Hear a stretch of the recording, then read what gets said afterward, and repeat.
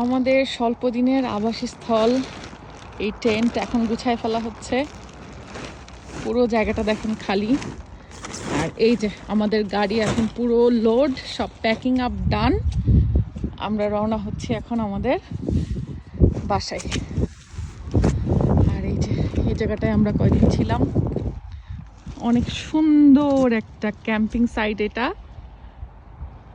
আমাদের টেন্টটা গোছানোর পরে আর আমরা ওই শেপে আনতে পারিনি, যার জন্য এখন প্ল্যান চেঞ্জ করে এই বক্সের মধ্যে আর ভরা হচ্ছে না।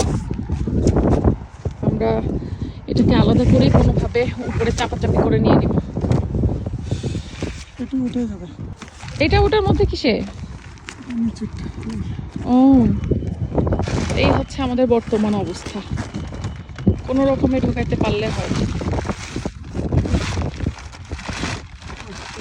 হবে, হলেই হলো। বাসায় নিয়ে যেয়ে পরে ঠিকঠাক করবো সবকিছু ইনশাল্লাহ।